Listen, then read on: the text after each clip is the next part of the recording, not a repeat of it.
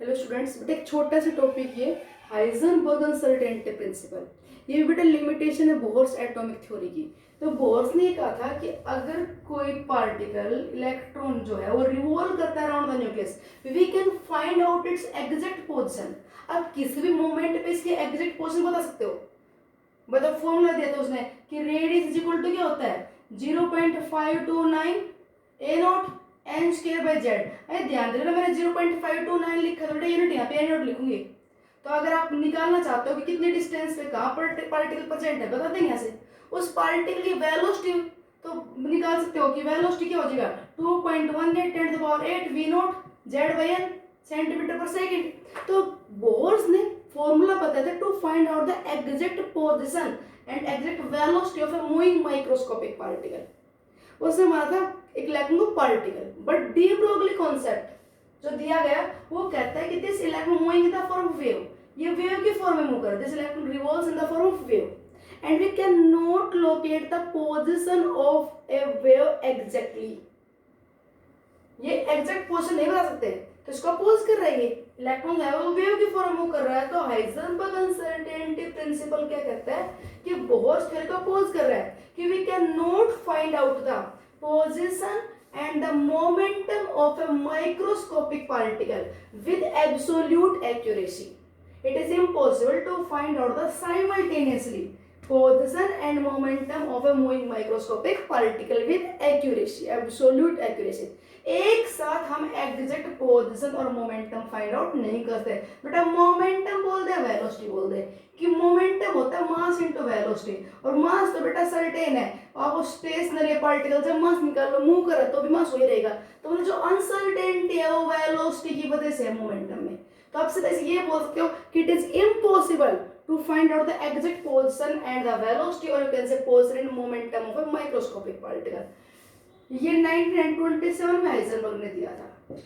ये देखते हैं कि इलेक्ट्रॉन वेव की फॉर्म मूव करता है। तो बोर्स थ्योरी का अपोजिशन की बोर्स ने कहा था exact position velocity find out कर सकते हैं, पर इस कॉन्सेप्ट के अकॉर्डिंग एक्सप्लेन नहीं कर सकते। उसने रीजन बताया कि it is not the error of instrument. ऐसा नहीं है कि इंस्ट्रूमेंट एरर की वजह से एग्जैक्ट रिजल्ट नहीं आएगा, it is due to the error of nature. ये नेचुरल एरर है। नेचुरली हम माइक्रोस्कोपिक पार्टिकल की एग्जैक्ट पोजीशन या वेलोसिटी नहीं बता पाएंगे। क्यों नहीं बता पाएंगे, ध्यान से देखना। अब यहाँ पे बता रही मैं, मान लीजिए बेटा वो इलेक्ट्रॉन यहाँ पे मूव कर रहा है, माइक्रोस्कोपिक पार्टिकल है, यहाँ पे हमने लगा दिया माइक्रोस्कोप इस इलेक्ट्रॉन की पोजीशन को देखने के लिए, यहाँ पे लगा रहे, ठीक है, यहाँ से हम इसे ऑब्जर्व कर रहे हैं। बेटा कोई पार्टिकल दिखाई कब देगा, when a light radiation strikes on its surface, then reflected light enters our eyes। अबे इतना छोटा पार्टिकल जैसे लाइट से स्ट्राइक करेगी बेटा टकराते ये तो चला गया आगे। मान लीजिए लाइट यहाँ से, ध्यान समझना, बस यही बात समझने की यहाँ पे ये लाइट रेडिएशन यहाँ पे टकराई, टकराते ये तो यहाँ से रिफ्लेक्ट होकर चले गई, पर ये टकराते इलेक्ट्रॉन आगे की तरफ आ गया, ये इलेक्ट्रॉन मान लीजिए पीछे की तरफ चला गया। तो हम तो समझेंगे लाइट रेडिएशन यहाँ से रिफ्लेक्ट होकर गई है, हम तो ये समझेंगे इलेक्ट्रॉन की पोजीशन यहाँ पे, बट उस टाइम तक ये इलेक्ट्रॉन यहाँ तो बेटा इधर आ चुका है, इधर आ चुका है। तो ये बोलते हैं हम इलेक्ट्रॉन की एग्जैक्ट पोजीशन नहीं बता पाएंगे, क्यों इतना लाइट पार्टिकल है कि उसके ऊपर जैसे रेडिएशन स्ट्राइक करेगी वो रिफ्लेक्ट होकर जब तक अपने पास पहुंचेगी इलेक्ट्रॉन की पोजीशन तो चेंज हो चुकी है उस time. Means we cannot see a microscopic particle without disturbing its position। हम उसको बिना डिस्टर्ब किए देख ही नहीं सकते कि देखने के लिए क्या वो लाइट रेडिएशन टकराएगी तब वो रिफ्लेक्ट होकर जाएगी, और जब टकराते वो इतना छोटा पार्टिकल है उसके टकराते उसकी पोजीशन क्या हो जाएगी चेंज। अब वही light radiation moving body vehicle पे टकराए, वो मूविंग बॉल पे टकराए तो उसकी पोजीशन तो चेंज नहीं होती क्योंकि हैवी ऑब्जेक्ट है। तो this concept also significant only for the light particle. ये बेटा लाइट पार्टिकल्स के लिए सिग्निफिकेंट है, हैवी पार्टिकल्स के लिए इसकी भी कोई इंपॉर्टेंस नहीं है, ठीक है। अच्छा जी, अब यहाँ पे बताओ कि इसकी पोजीशन में कितनी अनसर्टेनिटी आ सकती है। बेटा इसकी पोजीशन में कितनी अनसर्टेनिटी वो डिपेंड करेगा जो यहाँ पे लाइट टकरा रही है उसकी वेवलेंथ पे। ऑप्टिक्स ये कहती है uncertainty in the position of electron is this, मतलब वो इलेक्ट्रॉन कितना आगे पीछे जाएगा वो डिपेंड करने से। मैं कहता हूँ इलेक्ट्रॉन यहाँ प्रेजेंट है तो फिक्स पोजीशन होगी, और मैं कहता हूँ इलेक्ट्रॉन इस कॉर्नर से लेके यहाँ तक कहीं पे भी हो सकता है, कहीं पे भी हो सकता है। तो बेटा ये क्या होगी इधर, ये इधर, ये क्या होगी अनसर्टेनिटी, ये उसकी अनसर्टेनिटी है पोजीशन में। तो ये अनसर्टेनिटी कितनी होगी, कितना आगे पीछे आ सकता है, वो डिपेंड करता है स्ट्राइक रेडिएशन की वेवलेंथ पे, ठीक है। तो ऐसा करें कि अगर हमें सर्टेनिटी चाहिए, ऐसा करें अगर हमें सर्टेनिटी चाहिए तो हम क्या करें, ऐसे आप रेडिएशन लो जिसकी वेवलेंथ क्या हो, छोटे से छोटी। भाई जितनी वेवलेंथ बेटा शॉर्ट होगी उतनी अनसर्टेनिटी कम होगी। अब शॉर्ट वेवलेंथ रेडिएशन ले ले, पर उसमें क्या दिक्कत है, you know that lambda is equal to h upon mv. जितनी वेवलेंथ शॉर्ट होगी उतनी ही उस लाइट रेडिएशन की हाई वेलोसिटी होगी, और जितना पार्टिकल फास्ट स्पीड से टकराएगा उतने दूसरे पार्टिकल की वेलोसिटी को ज्यादा चेंज करेगा। कोई बहुत तेज दौड़ता आ रहा है, वो एकदम टकराए किसी से, तो जितना तेज स्पीड से उड़ता वो दूसरे पर टकराएगा तो उतनी ज्यादा उसको हिला देगा कि नहीं, ठीक है। तो ये बता दे कि जितनी वेवलेंथ शॉर्ट होगी उतनी वो बेटा ज्यादा एनर्जेटिक होगा, उसकी वेलोसिटी ज्यादा होगी, तो वो अनसर्टेनिटी वेलोसिटी बढ़ाएगा।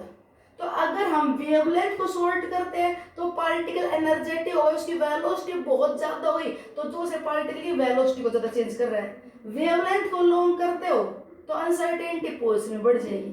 ये बात समझ में आई? अगर अनसर्टेनिटी इतनी होती है तो आप शॉर्ट वेवलेंथ ले लो, जितनी वेवलेंथ कम करते जाओगे उतनी वेलोसिटी बढ़ती जाएगी, एनर्जेटिक होता जाएगा, और जितनी हाई एनर्जी की रेडिएशन यहाँ पे टकराएगी वो इस पार्टिकल की उतनी वेलोसिटी को ज्यादा बढ़ा देगी। इसकी पोजीशन तो चेंज होगी, ये तो अपनी अपनी स्पीड से चल रहा था, और जब कोई फास्ट मूविंग पार्टिकल जैसे टकराएगा तो बेटा इसकी वेलोसिटी चेंज हो जाएगी। तो जितना फास्ट मूविंग होगा उतनी वेलोसिटी में भी ज्यादा चेंज होगा। तो अगर हम इसकी पोजीशन को सर्टेन करना चाहेंगे तो अनसर्टेनिटी वेलोसिटी में उतनी ही इंक्रीज होती चली जाएगी, ठीक है। तो ये बता दिया कि product of uncertainty in position and uncertainty in momentum is nearly comes out h upon 4 pi। हम इन दोनों को एक साथ कभी भी एग्जैक्ट फाइंड आउट नहीं कर सकते। मान लीजिए कहना चाह रहा है कि बेटा अनसर्टेनिटी इन पोजीशन सपोज कर लो 2, तो उस टाइम अनसर्टेनिटी मोमेंटम या अनसर्टेनिटी पोजीशन में तो मैंने 32 लॉन्ग वेवलेंथ है, तो उस टाइम अनसर्टेनिटी मोमेंटम मान ली मैंने 2 है, तो प्रोडक्ट कितना है 64। शॉर्ट वेवलेंथ ले ली, इसको 16 किया तो बदले में इसकी वेवलेंथ शॉर्ट की तो एनर्जी बढ़ गई तो वेलोसिटी में अनसर्टेनिटी बढ़ गई, तो ये 4 टाइम हो गया, प्रोडक्ट वही 64 रहा।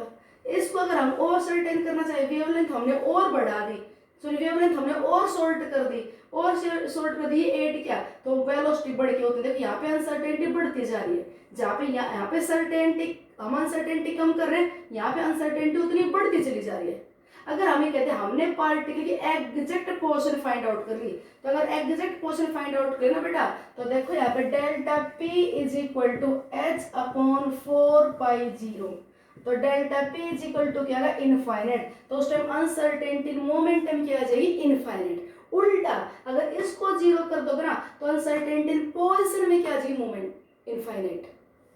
मतलब अगर आप एग्जैक्ट पार्टिकल की पोजीशन बता पा रहे हो तो उस टाइम वो लाइट रेडिएशन इतनी ज्यादा, इतनी शॉर्ट वेवलेंथ, इतनी शॉर्ट वेवलेंथ कि आपने एग्जैक्ट पोजीशन बता दी, तो उल्टा वो इतनी ज्यादा एनर्जेटिक है कि अनसर्टेनिटी मोमेंटम क्या कर देगी वो इनफाइनाइट। अगर हम बहुत लॉन्ग वेवलेंथ की रेडिएशन ले लें, बहुत लॉन्ग वेवलेंथ की, तो हो सकता है अनसर्टेनिटी मोमेंटम 0 आ जाए, बट अनसर्टेनिटी पोजीशन बहुत लॉन्ग वेवलेंथ की तो लैम्डा बोलता आ जाएगा बड़ा। तो सीधी सी बात यह है कि हम एक साथ एग्जैक्ट पोजीशन और वेलोसिटी किसी मूविंग माइक्रोस्कोपिक पार्टिकल की फाइंड आउट नहीं कर पाएंगे, क्योंकि जैसे लाइट उसे टकराएगी उसकी पोजीशन चेंज कर देगी। कितना पोजीशन चेंज होगी वो इसकी डिपेंड करेगा। शॉर्ट वेवलेंथ लोगे तो इसकी एनर्जी को ज्यादा बढ़ाएगी, मतलब वेलोसिटी को ज्यादा बढ़ाएगी, तो मोमेंटम में अनसर्टेनिटी बढ़ जाएगी, ठीक है। तो इन दोनों का प्रोडक्ट क्या होता है कांस्टेंट। ये अक्सर कई बार पूछ लेता है if the uncertainty in the position of a moving microscopic particle is 0 then what will be the uncertainty in the momentum. तो बेटा मोमेंटम में कितनी हो जाएगी इनफाइनाइट, इसको यहाँ पे 0 रखते हैं इनफाइनाइट हो जाएगा। इसके न्यूमेरिकल्स कैसे मिलेंगे कि क्या दिया जाए कि if a particle moving with this velocity 600 metre per second and uncertainty less than 0.005% of this, ठीक है। Find the uncertainty in the position, find the uncertainty in the position. ये पार्टिकल जो मूव कर रहा है, मान लीजिए अल्फा पार्टिकल मूव कर रहा है, तो देखो delta x is equal to delta p की जगह m डेल्टा v कर दे h अपॉन 4 पाई, तो डेल्टा एक्स अगर आपको बताना है तो h upon 4 πm into delta we. h की वैल्यू बेटा हमें पता है 6.6 10 की पावर -34 अपॉन में 4, पाई की वैल्यू हमें पता है 3.14, मास बेटा अल्फा पार्टिकल का मास, ध्यान देना जब h लॉग 6.6 10 की पावर -34 तो हमेशा मास केजी में लेना, ये kilogram metre square per second है तो आप मास ध्यान रखना हमेशा केजी में लेना।